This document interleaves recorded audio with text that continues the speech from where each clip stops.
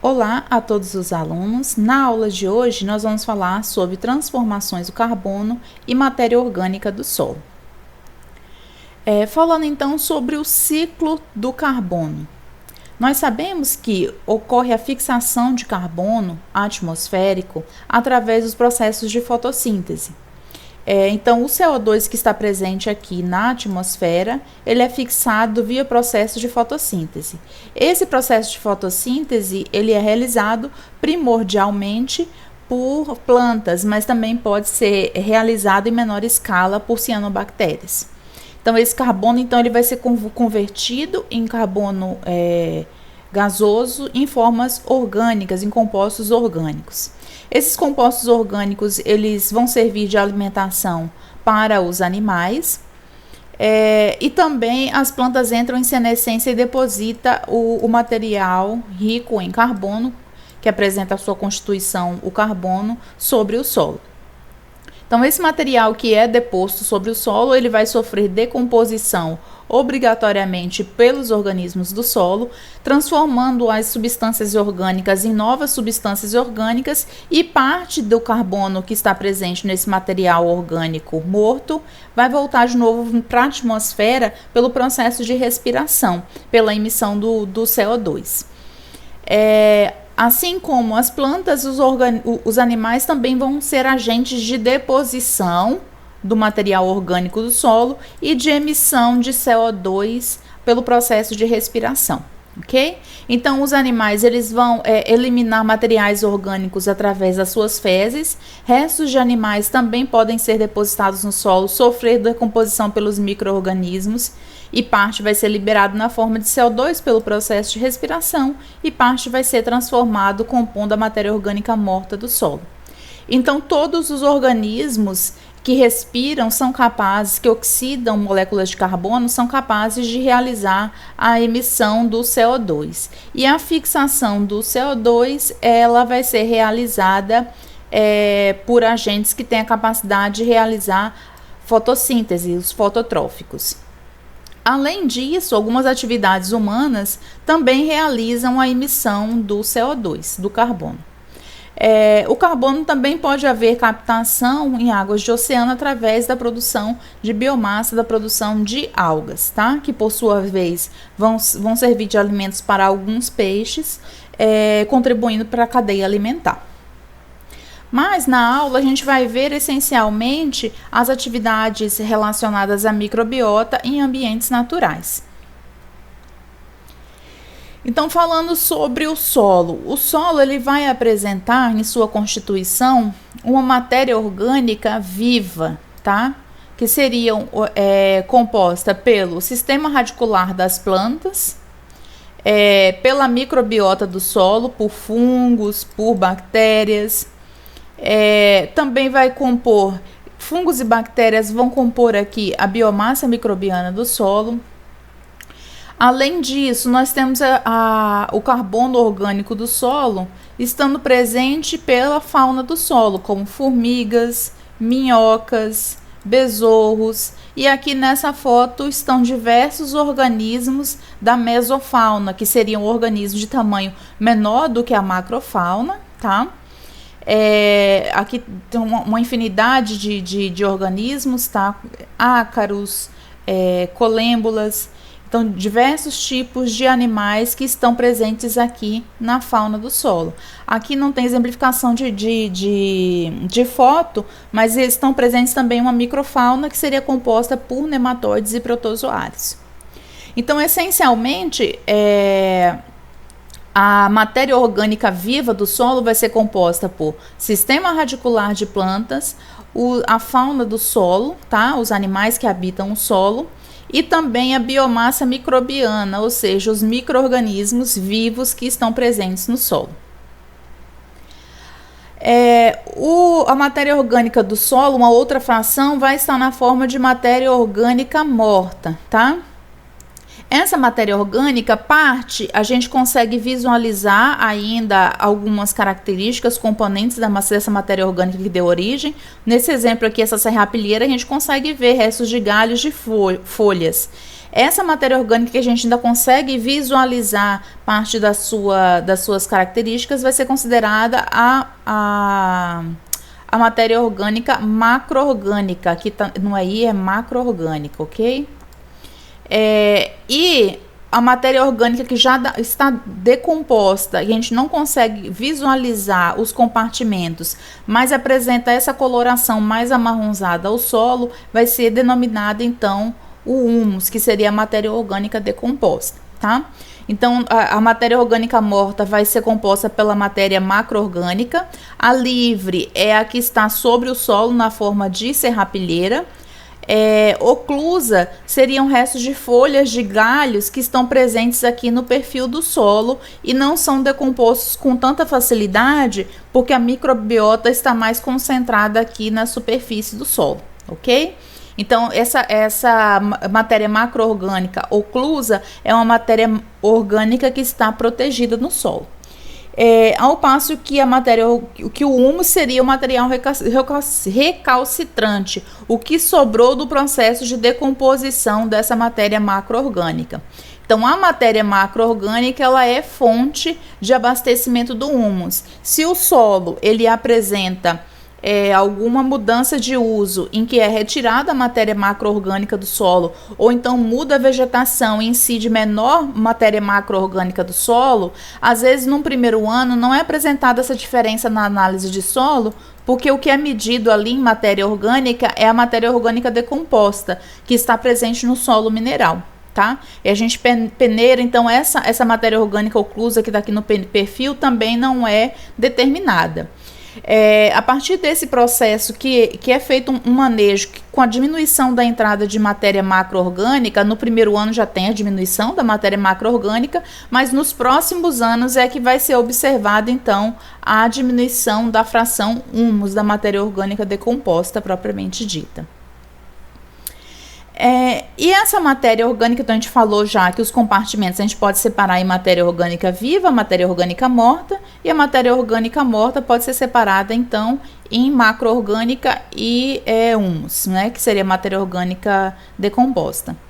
Essa matéria orgânica, quando recém é deposta no solo, ela passa por várias etapas de decomposição, ok?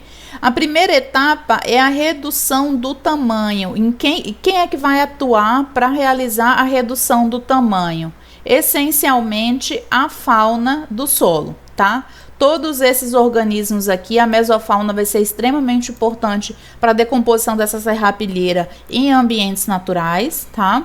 Quando eu tenho muitas práticas de revolvimento da serrapilheira, que seria da palhada que fica sobre o solo, eu geralmente tenho uma extinção dessa mesofauna. Não extinção completa, mas você tem uma queda drástica na população da mesofauna, que seriam esses animais que não são pigmentados, que vivem ali na serrapilheira e não conseguem escavar o solo, tá?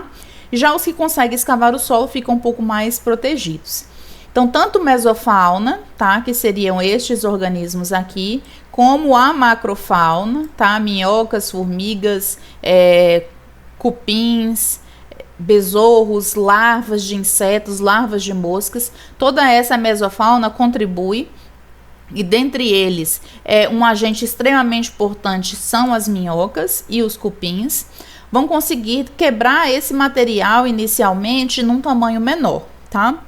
Então, tem um ataque microbiano, mas esse ataque microbiano inicial, ele não é muito eficiente, porque vocês imaginem, o tamanho de uma bactéria de 2 micrômetros, 5 micrômetros, 10 micrômetros no máximo, agindo sobre um material de grandeza, de espessura bastante elevada em comparação à bactéria.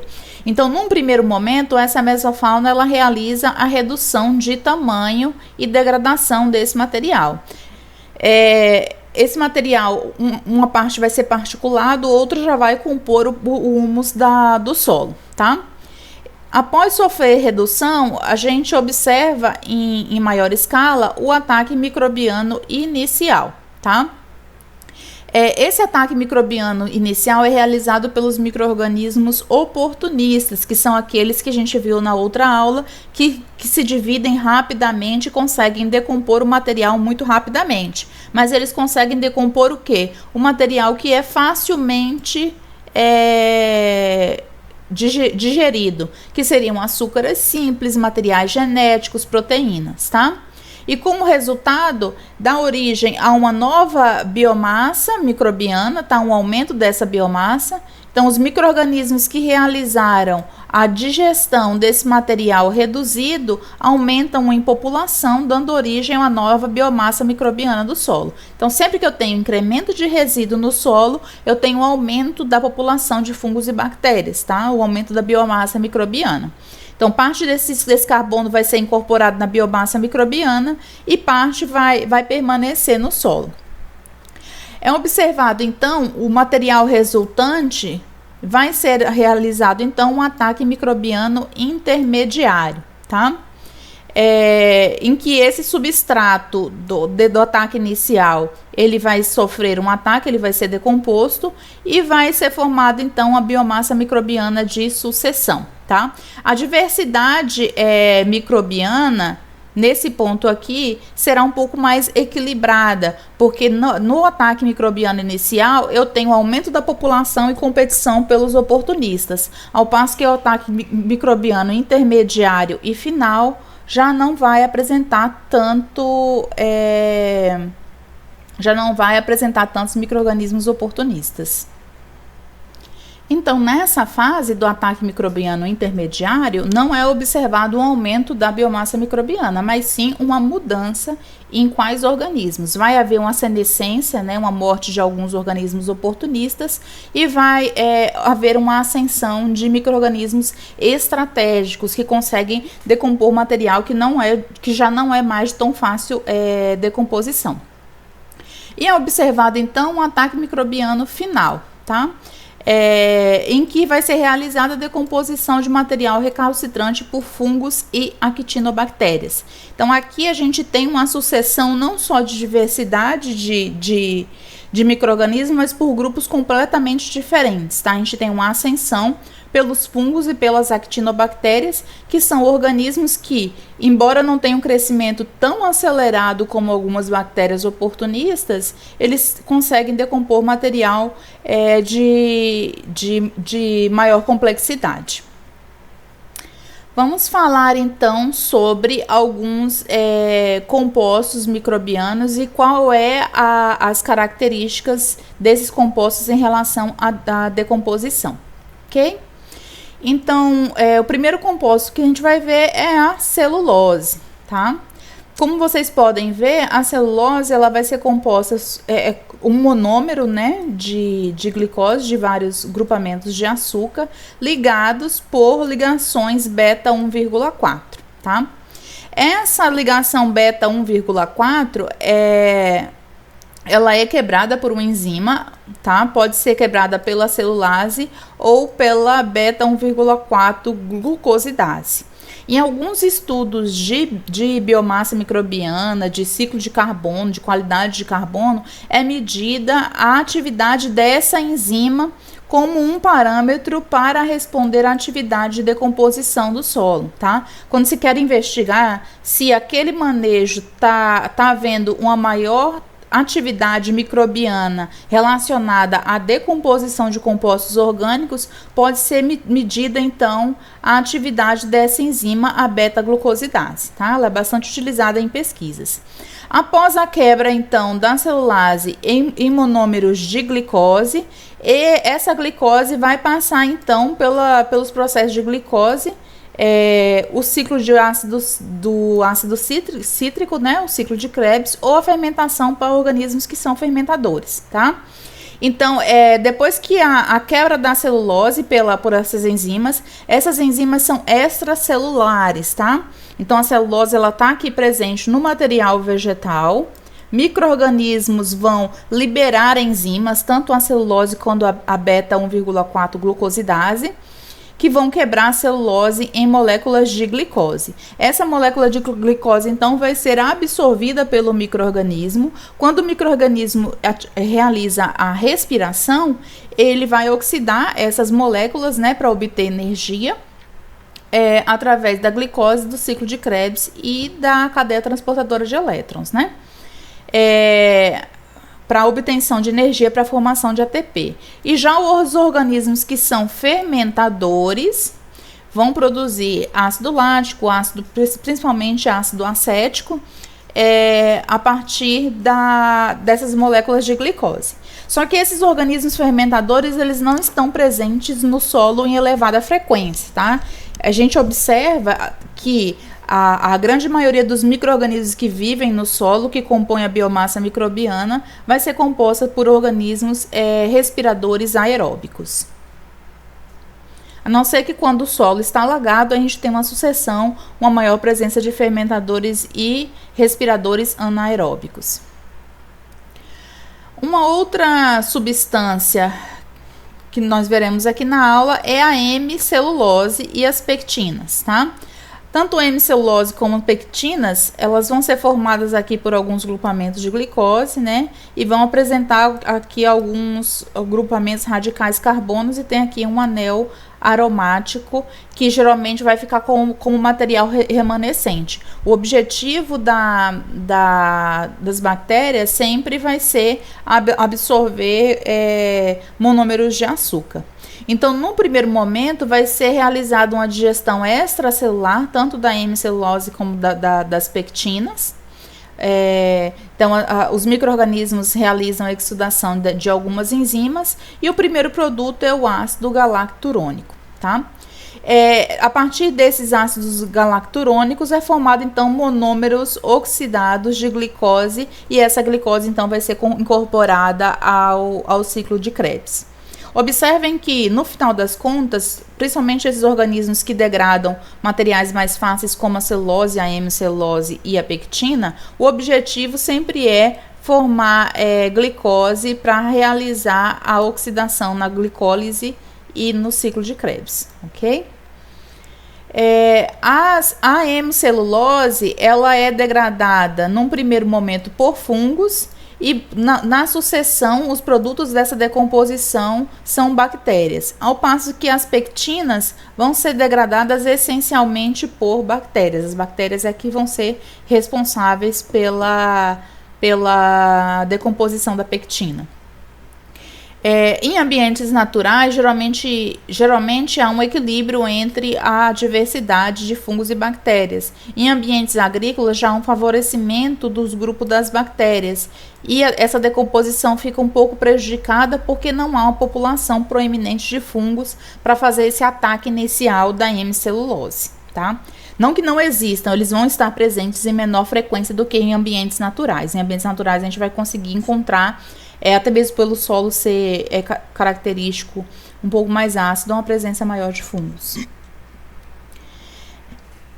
Um outro composto bastante importante que vai regular o quanto um composto orgânico vai ser de fácil ou não degradação é a lignina. A lignina é o principal composto precursor para as substâncias úmicas. Por quê? A substância úmica, o que é? É um material orgânico recalcitrante que tem uma degradabilidade muito baixa. Seria um material orgânico remanescente, o que fica no solo, que quase não existem micro-organismos capazes de realizar a decomposição, tá? Então, essas substâncias úmicas vão ser compostas obrigatoriamente por materiais de difícil decomposição, ou seja, materiais ricos em lignina. Se vocês têm um solo bastante degradado, em que é observado que na fração mineral há conteúdos baixos de matéria orgânica, é necessário utilizar compostos mais ricos em ligninas, como materiais de espécies arbustivas e principalmente de espécies gramíneas, tá?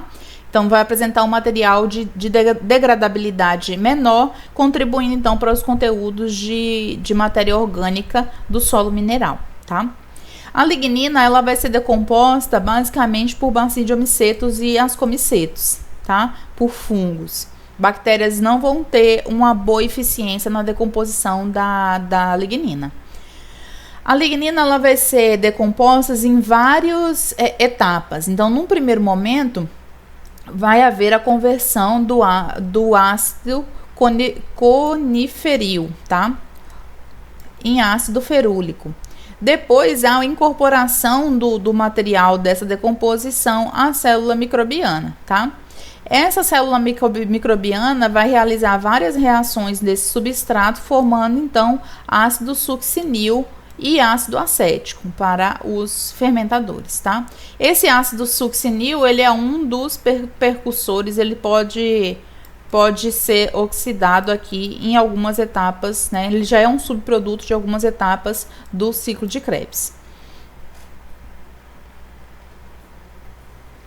Além desses compostos principais que eu falei para vocês, né, a celulose, a hemicelulose, pectina e a lignina, o solo também, os materiais orgânicos também vão ser compostos por outros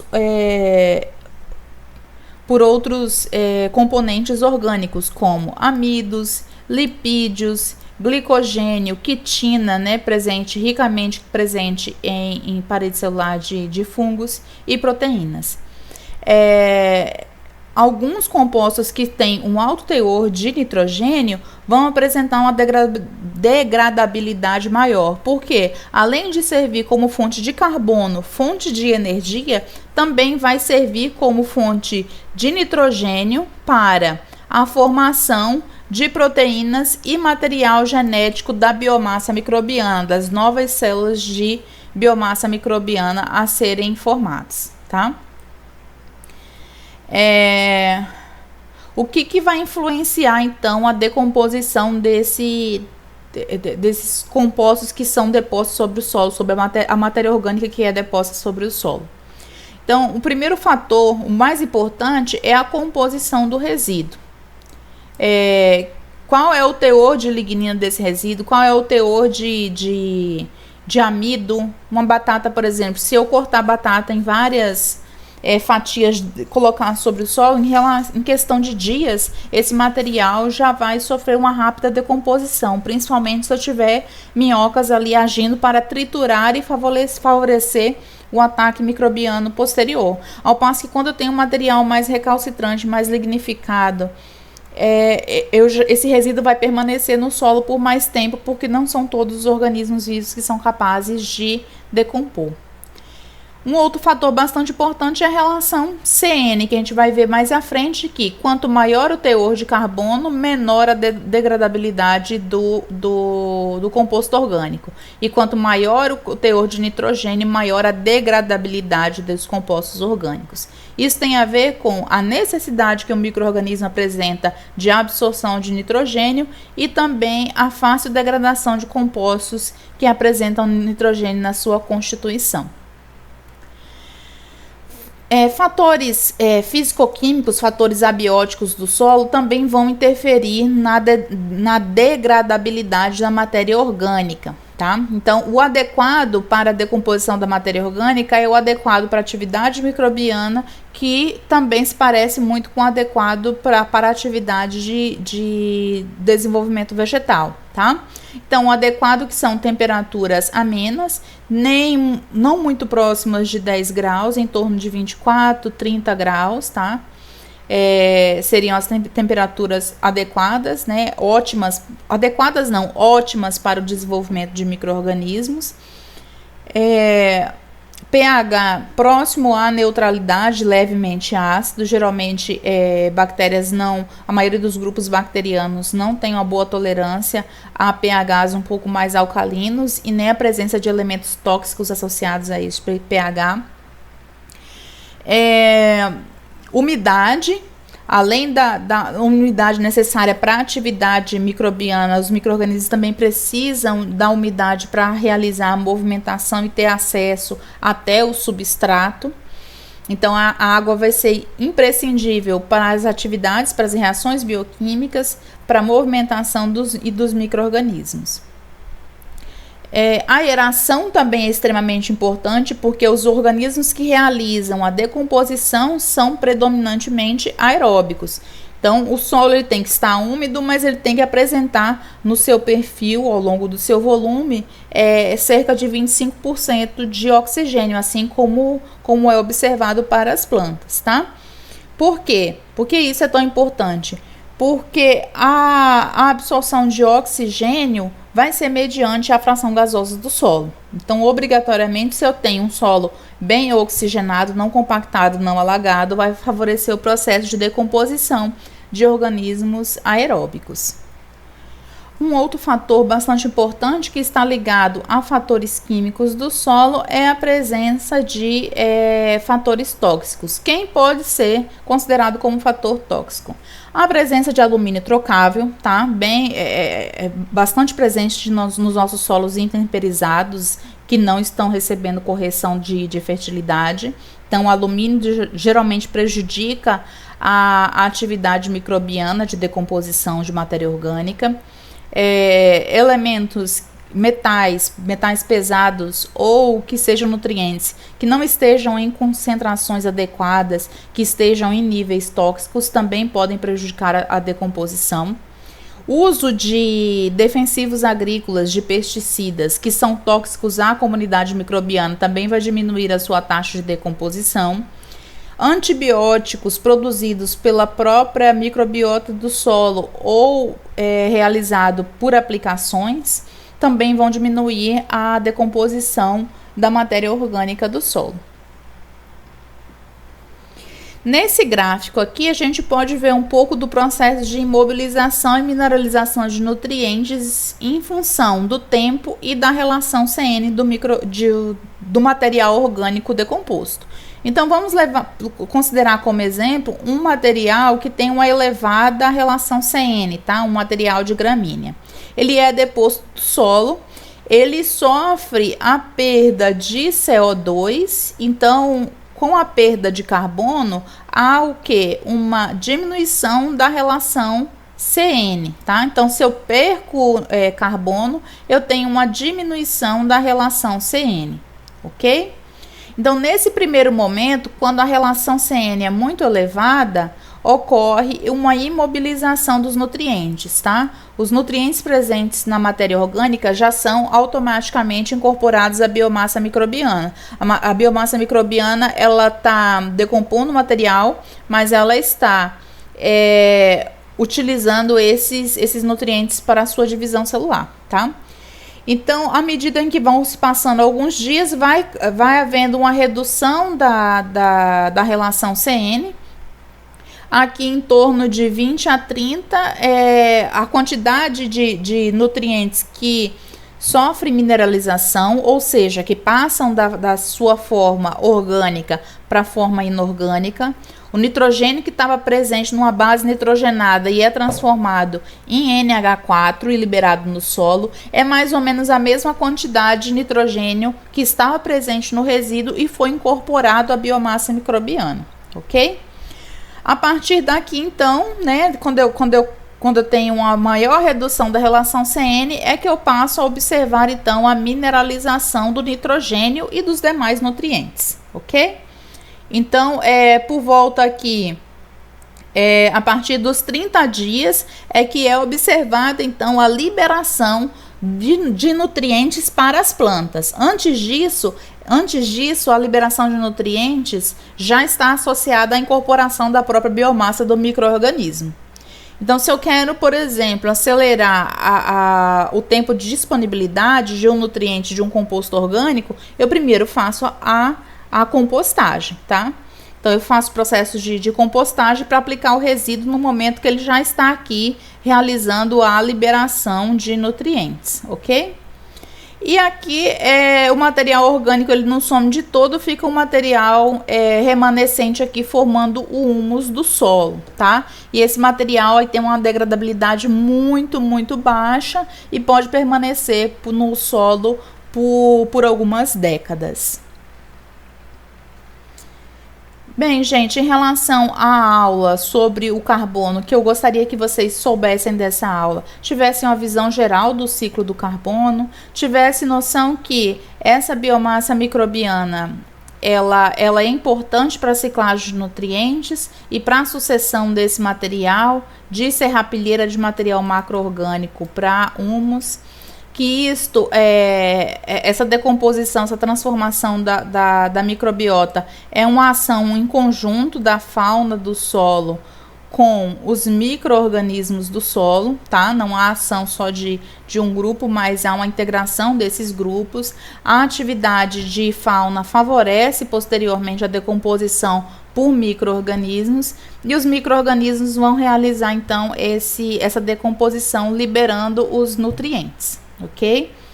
Contribuindo para a ciclagem dos nutrientes.